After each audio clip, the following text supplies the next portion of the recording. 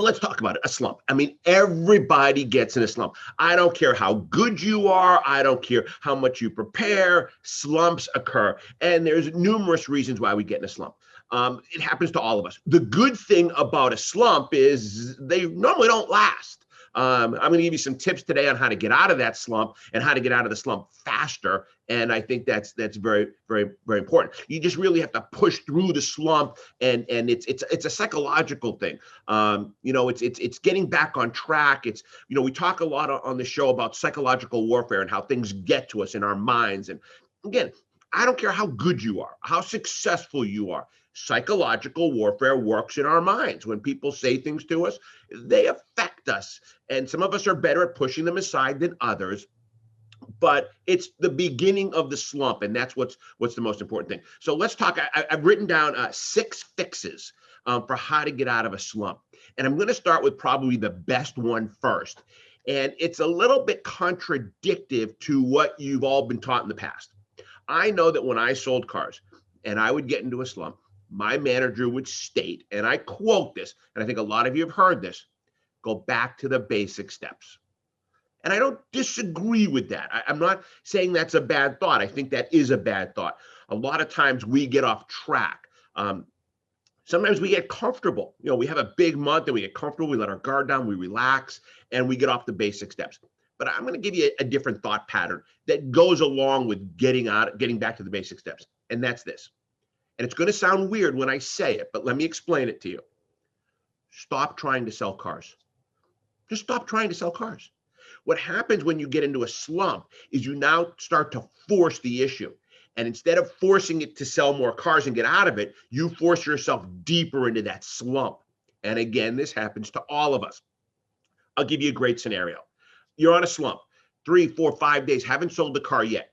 You're standing outside and 2 cars pull in. One, let's say, is a pickup truck with a young man in it, and the other is a minivan with a small family. Which one? And now you start thinking, who do I have the better odds of closing? I've got to get out of this slump. You know what? Which one you're going to pick? You're going to pick the one that won't sell today.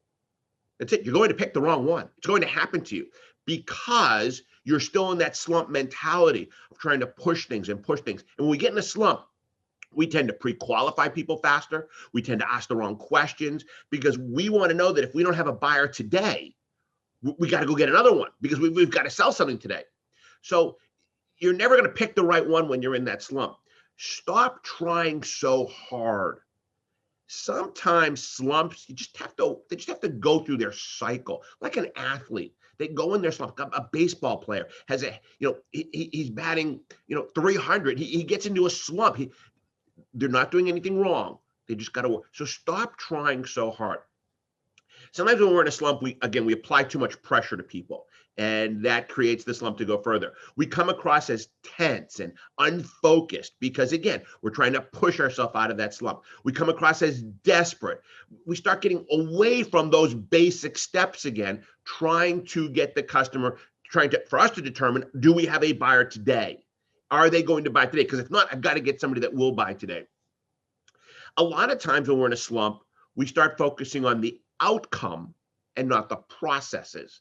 The outcome meaning, again, do we have a deal today? Is this person or these people going to buy a car today? And do I want to keep investing time with them? And that becomes a very early distraction to us and in our minds. I can relate a slump sort of to like dating, okay? When you're not looking, it's when you find somebody. And that recently happened to me back in November. I wasn't looking for somebody, and yet I ended up finding someone.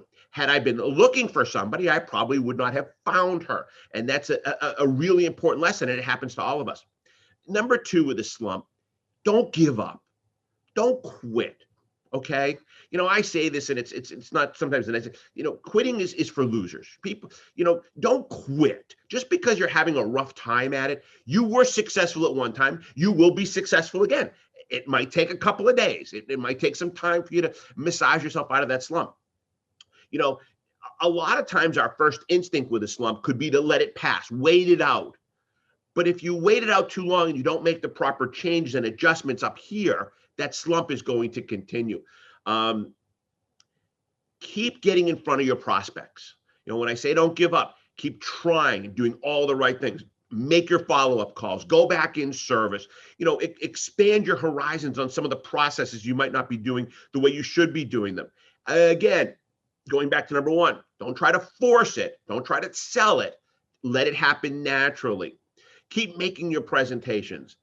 Above all, keep doing the activities you were doing when you were selling. I mean, that's the most important things. Sometimes when we get into slumps, we try to change everything. Something's wrong, something's broken.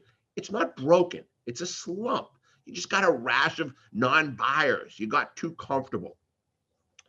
Number three is you've got to get your head back in the game. And that's why I keep going back to this psychological warfare. I'm a big proponent of that. A lot of you know me for many, many, many years. I'm good at what I do. I love selling cars, but people can get to me psychologically. People can make a comment, a statement, a reaction, and it bothers me. I might not let it show. And then I have a tendency to push it down deep, and then it just redevelops within me. A slump can get you down because you start to lose your focus and you lose your motivation. When you're in that slump, nothing's exciting anymore. I mean, we're car salespeople. We like to close car deals. We're a funny breed. Even when we make no money on a car deal, we're still excited when we sell a car because it's the excitement of closing the deal. It's the culmination of all our work. So don't lose your motivation. It's going to come back. Always remember that success is about a mindset. It's putting yourself in that mindset of success. There's an old thought theory that says if you hang around with successful people, you will become successful. If you hang around with people that are not successful, well, then you will not be successful as an individual. So as part of that, make sure you're hanging with the right crowd at the dealership. Make sure you're hanging with the people that are successful. Remember, negativity breeds negativity. Positivity breeds positivity. Excitement breeds excitement. I like to be around people that are exciting. I don't want to be around the naysayers. It's just not my personality. It's not my attitude. I like to smile. I like to laugh. We have a guy here at the office. His name is Jason. When I say to Jason, are you having fun? He says, I'm always having fun. I bring the fun with me. And I use that statement because I do. I'm like him. I bring the fun with me. I'm going to have fun no matter what. And I'm going to be successful no matter what. You have to stay focused on your goals. We're still talking about being in the head game. You got to stay focused on your goal. Now, you might have to adjust your goal because of your slump, and that's a really important thing. Let's say your goal was to sell 20 cars this month, and now it's the 10th of the month and you've sold one car. Well, knowing now that your goal was 20, you're going to start pushing and pushing and pushing, and your odds are very unlikely you're going to hit the 20, and that's going to then get to you psychologically. So readjust your goals. There's nothing wrong with that, because if you've only got 20 days to go, you might not be able to sell 20 cars. You might have to readjust it to 14 or 15 cars. It happens to all of us. And again, do what it takes to stay positive. Your best investment is always going to be right here in your mind. That's why we train and we educate and we do things that are fun. Number 4 on my list is find inspiration. Find something that inspires you and gets you excited again. Look around for exciting things of motivation. Go on YouTube. I get inspired by watching movies and videos. I especially like to watch things on people that are successful. I love to watch biographies of people who made it big in any industry. It doesn't have to be our industry, because those people get me excited to come and do things and go to work and get all fired up. The other thing I like to do if you're in a slump is take a couple of days off. Maybe you just need a reset.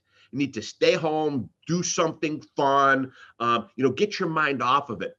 I'll share with you an interesting thing. My girlfriend, she's such a great person. And I went and got my second COVID shot.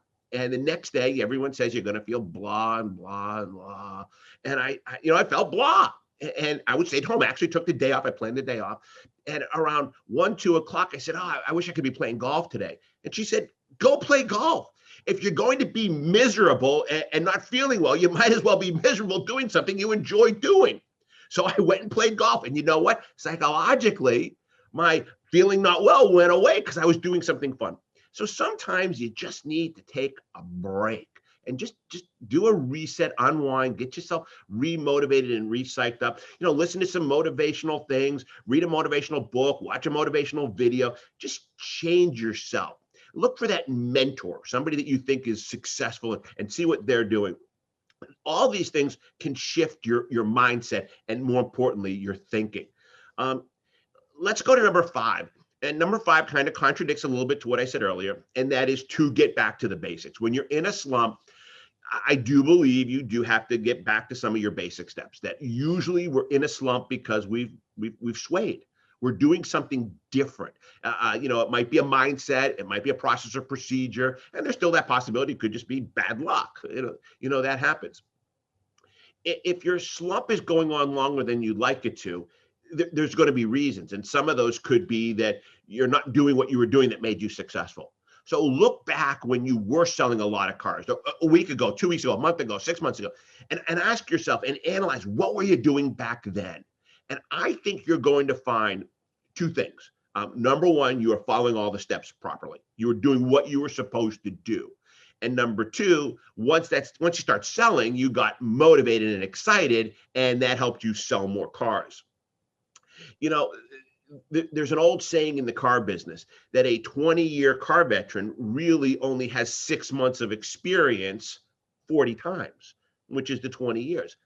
We tend in this industry to think we know it all, and we tend to get lazy and sloppy.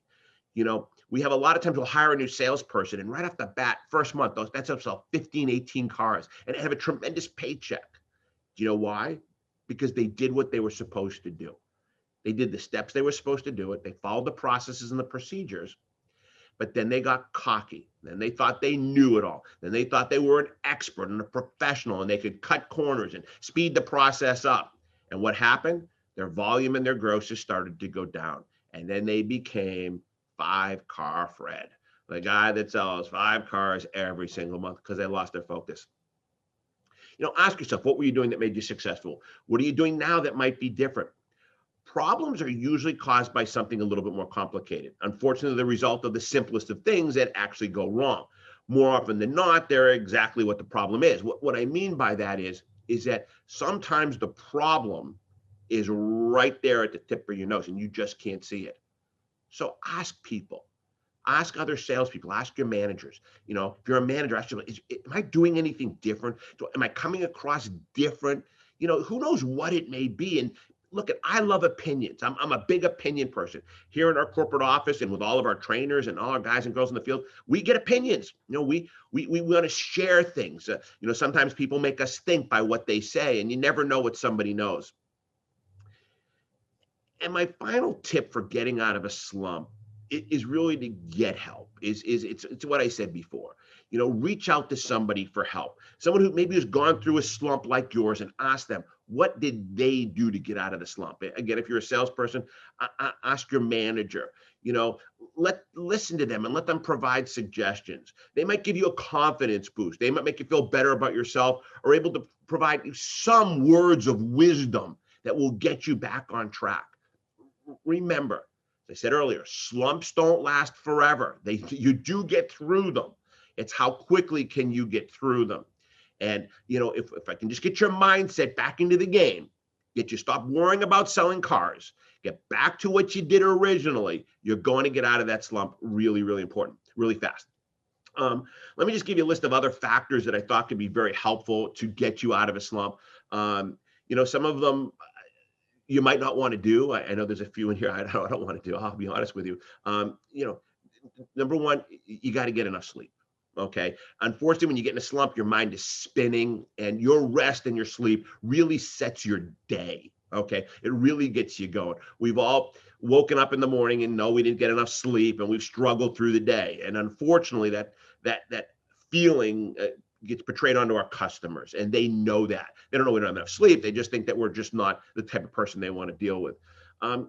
Sometimes exercising more can help. I'm not a big exercise fan. I don't like doing it. I shouldn't say that. I do run and jog every day. And, I get out of bed and I run to the bathroom, and then I jog back to bed. And I think that usually, is enough exercise for me for the day. But if you like to exercise, it's a great thing. The one piece of exercise advice I give to everybody, and I try to take this on myself too, is take a walk. Sometimes you just got to clear your head. Get out of the dealership, get out of the building, walk around the building, walk down the street, put some earbuds in, listen to some music, go with someone else, take a walk. Just get out there and clear your ear. Clear your mind. Another a good factor you do is set easier goals. Lower your goals during the slump period. You know, if you're used to selling 5 cars a week and you feel you're in a slump, just say, listen, I just want to sell 2 cars by the end of the week. You'll accomplish that goal. Prepare yourself differently. Get up in the morning, take a few minutes, watch a video, do something inspiring, get yourself going. Maybe you want to start work a little bit earlier, get there before everybody else does, and prepare your day a little bit differently. Go out and buy something new. Buy something, a new set of clothes, something fun you want to do. Give yourself a motivation to look forward to something. You know, I like to go away on weekend getaways and play golf, and I look forward to that. And it gives me something to look forward to. So sometimes that can help you in your mindset. And be tough. Work yourself through this, but just be smart at how you work yourself through that. I think that's one of the most important things. So let me start to wrap up here. Let me just see if I had any other notes on my final page here. Excuse me. Last things I want to come across here. So now's the time if you have any questions. I know I got a lot of questions popping in. So let me start looking. I don't think I had any more notes at my questions here.